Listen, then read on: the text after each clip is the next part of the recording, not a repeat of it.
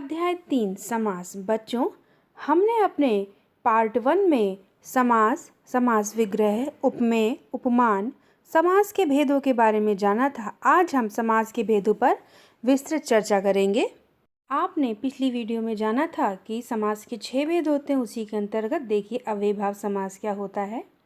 अव्ययभाव समास में पहला पद अव्यय होता है और उसका अर्थ प्रधान होता है, उसे अव्ययभाव समास कहते हैं। देखिए इसमें अव्यय क्या है। अव्यय जिसमें लिंग वचन कारक के कारण कोई बदलाव नहीं होता है, वह सदैव एक जैसा ही रहता है। दूसरे शब्दों में कहा जाए तो यदि एक शब्द की पुनरावृत्ति हो और दोनों शब्द मिलकर अव्यय की तरह प्रयोग हो, वहाँ पर अव्ययभाव समास होता है। संस्कृत में उपसर्ग युक्त पद भी अव्यय समास ही माने जाते हैं। आइए अव्ययभाव समास को कुछ उदाहरणों द्वारा समझें। देखिए पहले उदाहरण में यथा विधि समस्त पद क्या है, यथा विधि, जिसमें से यथा अव्यय है और समास विग्रह करने पर इसका क्या समास विग्रह होगा, विधि के अनुसार। इसी प्रकार अगला शब्द है यथा क्रम, जिसमें यथा हमारा अव्यय है और इसका अर्थ है क्रम के अनुसार। जब हम समास विग्रह करेंगे तो ये क्रम के अनुसार बन जाएगा। इसी प्रकार यथा शक्ति, जिसमें यथा हमारा अव्यय है और शक्ति के अनुसार इसका समास विग्रह होगा। अगले उदाहरण भी इसी प्रकार देखिए, यथा संभव, जिसमें यथा अव्यय है और इसका समास विग्रह करने पर संभावना के अनुसार इसका समास विग्रह होगा। यथा साध्य, इसमें भी जो यथा है वो अव्यय है और इसका अर्थ हुआ, यानी समास विग्रह करने पर इसका क्या अर्थ हुआ, साध्य के अनुसार। प्रतिदिन, जिसमें अव्यय हमारा क्या है, प्रति, और इसका समास विग्रह करने पर क्या बनेगा, प्रत्येक दिन। समासिक पद है हमारा प्रति वर्ष, जिसमें से प्रति हमारा अव्यय है और इसका समास विग्रह करने पर हर वर्ष या प्रत्येक वर्ष बनेगा। यथा साध्य, यानी जितना साधा जा सके, इसमें यथा अव्यय है। प्रति प्लस स्कूल, इसमें जो प्रति है वो अव्यय है। इसी प्रकार आजन्म, इसमें अव्यय है और इन दोनों को मिलाने पर आजन्म बना। अगला है प्रतिदिन, इसमें प्रति हमारा अव्यय है और इन दोनों को मिलाने पर प्रतिदिन शब्द बना। अव्ययभाव समास के कुछ ऐसे भी उदाहरण हैं जो आपको जिनमें अव्यय नज़र नहीं आता लेकिन फिर भी वो अव्ययभाव समास के उदाहरणों में आते हैं। देखिए इसमें कुछ उदाहरण हैं। धड़ाधड़, इसमें देखिए धड़ धड़ जो शब्द है वो 2 बार प्रयुक्त हुआ है, यानी सेम वर्ण जो है, सेम शब्द जो है वो 2 बार प्रयुक्त हुआ है, इसलिए ये हमारा अव्ययभाव समास होगा। इसी प्रकार घर घर, घर घर, 2 बार घर घर का प्रयोग हुआ है, इसलिए ये हमारा अव्ययभाव समास है। इसी प्रकार रातों रात, रातों रात में रात रात शब्द 2 बार प्रयोग हुआ है, इसलिए यह भी अव्ययभाव समास है। कई बार बच्चों को इन समासों में द्वंद्व समास का कन्फ्यूजन हो जाता है, लेकिन इस चीज़ को ध्यान में रखना चाहिए। आइए अब तत्पुरुष समास के बारे में जानें। तत्पुरुष समास क्या होता है। जिस समास में पूर्व पद यानी पहला पद गौण और उत्तर पद यानी दूसरा पद प्रधान होता है, वह तत्पुरुष समास होता है। इसमें प्रथम पद में संज्ञा होने पर उसमें द्वितीया से सप्तमी विभक्ति तक कोई एक विभक्ति अवश्य होती है। उत्तर पद में सदैव प्रथमा विभक्ति होती है। समस्त पद का पूर्व पद संज्ञा, उपसर्ग या अव्यय होता है।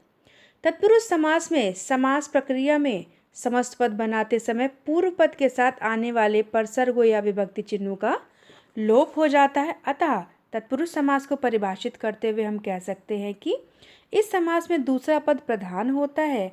यह कारक से अलग समास होता है। इसमें ज्ञातव्य विग्रह में जो कारक प्रकट होता है उसी कारक वाला वो समास होता है। इससे बनने में 2 पदों के बीच कारक चिन्हों का लोप हो जाता है, उसे तत्पुरुष समास कहते हैं। आइए जानते हैं तत्पुरुष समास के भेदों के बारे में। तत्पुरुष समास के 6 भेद होते हैं। कर्म तत्पुरुष, कर्ण तत्पुरुष, संप्रदान तत्पुरुष, अपादान तत्पुरुष, संबंध तत्पुरुष तथा अधिकरण तत्पुरुष।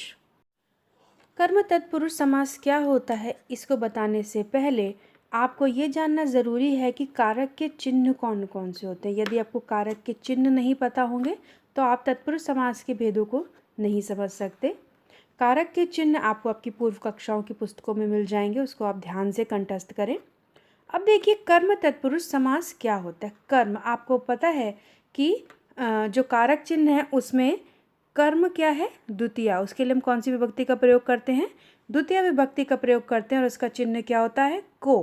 तो यानी जिन उदाहरणों में को विच्छेद करने पर यानी समास विग्रह करने पर को आएगा तो उसमें हमारा कर्म तत्पुरुष होगा। देखिए इसकी परिभाषा, इसमें दो पदों के बीच में कर्म कारक छुपा हुआ होता है। कर्म कारक का चिन्ह को होता है।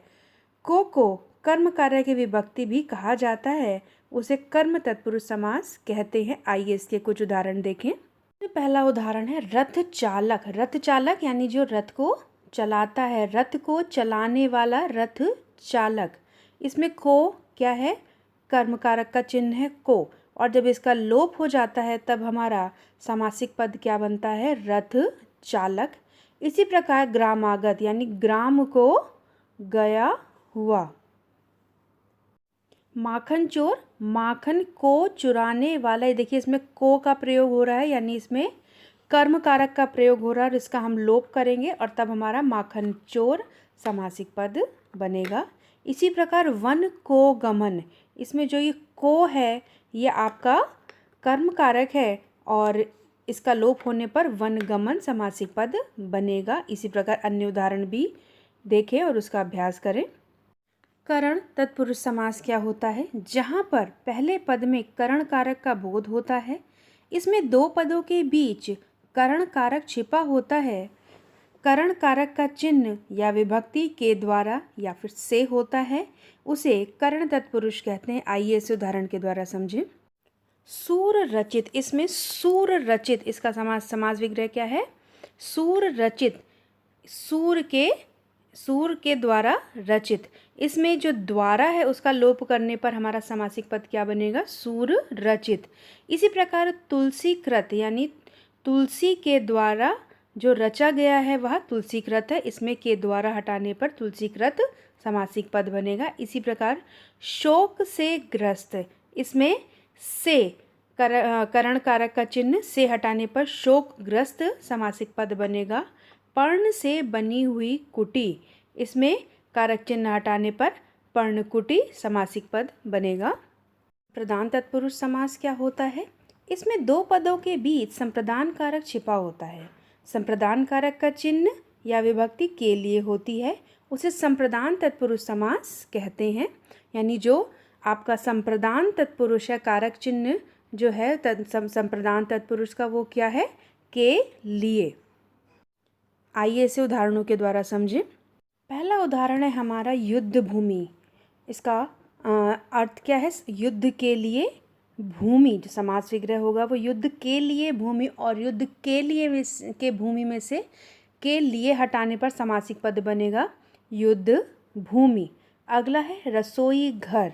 इसका आपका समास विग्रह क्या हुआ, रसोई के लिए घर, और इसमें से कारक चिन्ह का लोप करने पर हमारा समस्त पद बनेगा रसोई घर। इसी प्रकार शब्द है हमारा सत्याग्रह, और इसका समास विग्रह करने पर क्या बनेगा, सत्य के लिए आग्रह, और इसमें से जब हम समास विग्रह करेंगे तो कारक चिन्ह का लोप हो जाएगा और हमारा समस्त पद क्या बनेगा, सत्याग्रह। ये बात करते हैं अपादान तत्पुरुष समास की। अपादान तत्पुरुष समास क्या होता है, इसमें दो पदों के बीच में अपादान कारक छुपा होता है। अपादान कारक का चिन्ह या विभक्ति से अलग होता है, उसे अपादान तत्पुरुष समास कहते हैं। यानी कोई चीज़ जब किसी से अलग हो रही होती है, अलग होने के अर्थ में हम क्या करते हैं, उसे अपादान तत्पुरुष समास की श्रेणी में रखते हैं। आइए इसके कुछ उदाहरण देखें। उदाहरण है वन से रहित, यानी वन रहित, वन से रहित यानी वो वन से अलग है, अलग होने के अर्थ में है। यहाँ पर से का प्रयोग है, इसलिए यह वन रहित अपादान कारक की श्रेणी में आएगा। अन्न से हीन यानी जिसके पास में अन्न नहीं है, अलग है वह अन्न से, तो इस अर्थ में हम अन्नहीन को अपादान कारक की श्रेणी में रखेंगे। इसी प्रकार जातिभ्रष्ट, नेत्रहीन, देश निकाला और जलहीन में अपादान कारक का प्रयोग हुआ है। संबंध तत्पुरुष समास क्या होता है, इसमें दो पदों के बीच में संबंध कारक छिपा होता है। संबंध कारक के चिन्ह या विभक्ति का के की होती है, उसे संबंध तत्पुरुष समास कहते हैं। आइए इसके कुछ उदाहरण देखें। पहला उदाहरण है सेनापति। इसका समास विग्रह करने पर क्या बनेगा? सेना का पति। और इसका समस्त पद क्या बनेगा? कारक चिन्हों का लोप करने पर सेनापति। इसी प्रकार इसमें कारक चिन्ह क्या है? कन्यादान, कन्या का दान। इसका लोप करने पर हमारा समस्त पद क्या बनेगा? कन्यादान। इसी प्रकार गंगाजल, गोपाल और गृहस्वामी के उदाहरण देखिए। समास क्या होता है? इसमें दो पदों के बीच अधिकरण कारक छुपा होता है। अधिकरण कारक का चिन्ह क्या है? में या पर। जहाँ पर ये दोनों कारक चिन्ह होते हैं वहाँ पर अधिकरण तत्पुरुष समास होता है। आइए इसके कुछ उदाहरण देखें। आत्मविश्वास, इसका आपका समास विग्रह क्या होगा? आत्मा पर विश्वास। आप देख रहे हैं इसमें कारक चिन्ह क्या आ रहा है? पर। और इसका लोप करने पर समस्त पद बनेगा हमारा आत्मविश्वास। अगला देखिए दीनदयाल। इसका समासिक विग्रह क्या है? दीनों पर दयाल। और इसका जब हम समस्त पद बनाएंगे तो कारक चिन्ह का लोप कर देंगे और दीनदयाल समस्त पद बन जाएगा। इसी प्रकार दानवीर, दान देने में वीर। और जब हम इसमें समासिक पद का लोप करेंगे तो हमारा क्या समस्त पद बनेगा? दानवीर। अगला है आचार निपुण, यानी जो अपने आचरण में निपुण हो। तो आचार में निपुण, और जब कारक चिन्ह का लोप करेंगे तो क्या बनेगा हमारा समस्त पद? आचार निपुण। इस वीडियो के माध्यम से आपने अव्ययभाव समास, तत्पुरुष समास तथा उनके भेदों के बारे में जाना। अगली वीडियो में हम समास के अन्य भेदों के बारे में चर्चा करेंगे। आपको तत्पुरुष समास तथा अव्ययभाव को समझने के लिए इनके अन्य उदाहरणों का भी अभ्यास करना पड़ेगा। आप इनके अन्य उदाहरणों का अभ्यास करें। धन्यवाद।